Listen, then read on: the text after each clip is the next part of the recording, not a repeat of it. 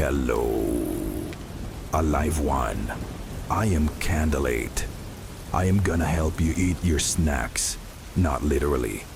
Before we start, leave a comment to let me know which part of the living land you are listening from and what snacks are you eating now. Also give a like and subscribe if you are enjoying the stories. Now, prepare your snacks and relax. There's a story whispered among the late-night wanderers of Seymour Street. A tale of a haunted boss, a masked figure, and a night that no one who rides it ever forgets, if they ever return to tell the tale. It all began on a night that seemed just like any other. The city pulsed faintly under dim lights and the distant hum of traffic, but Seymour Street stood oddly silent. The sidewalks were nearly empty, with only a few stragglers hurrying home. Streetlights cast long, cold shadows, flickering faintly in the damp night air. Among those few was Alex, a young man with tired eyes and a heavy heart. He had just finished a long shift and was eager to get home. The night air was crisp, and the soft glow of the nearby bus stop was the only beacon piercing the darkness.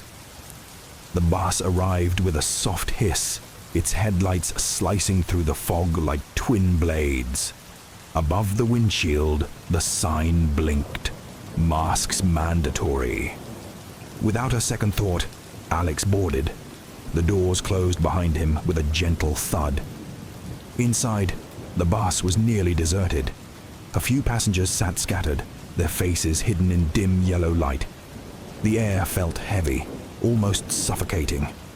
Alex made his way to the back, trying to shake off the growing discomfort crawling up his spine.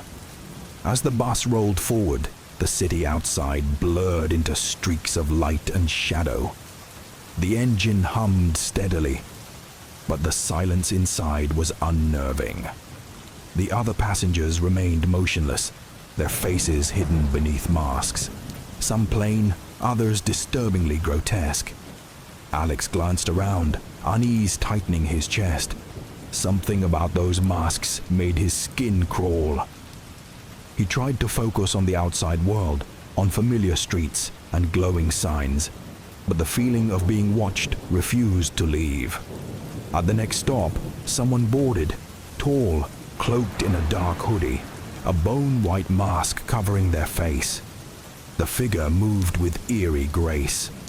No one else reacted, not even a glance. But Alex's heart pounded as the masked stranger took the seat directly across from him. From within the hollow eye sockets, the stranger's gaze locked onto Alex. A chill snaked down his spine. The air grew colder. The lights dimmed as if the very presence of this figure was draining the warmth from the world. The bus continued forward, but the outside cityscape began to dissolve into shadows. Streetlights flickered and died one by one, leaving only the ghostly glow of the bus's headlights to cut the darkness. Alex's breath quickened. The masked figure stood and moved toward the front of the bus.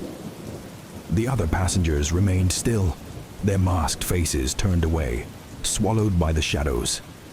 Alex stood too, heart racing, and followed. But when he looked toward the driver's seat, no one was there. The masked figure turned slowly, and beneath the mask, a face Alex would never forget. A twisted pumpkin skull, its eyes glowing with wicked, unnatural light. The bus jolted forward, accelerating faster and faster, careening into the unknown. Alex stumbled back in terror. The figure stepped closer, knife glinting in the dying light. Alex sprinted down the aisle, the bus swerving violently like a living creature, walls closing in around him.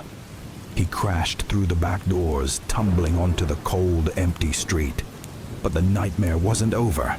He ran through the rain-slick streets, footsteps echoing behind him. He darted into a deserted park, lungs burning, heart thundering.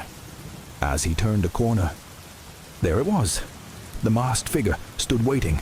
That pumpkin skull grinned at him, a silent, grim promise of the end. Alex shut his eyes and screamed. His scream echoed into the night, unheard and unanswered, as the bus continued to roll deeper into the darkness, carrying its eternal passengers through the forgotten shadows of Seymour Street. So, next time you see a bus approach with a sign that reads, "Masks mandatory," think twice before stepping aboard, because some rides never end.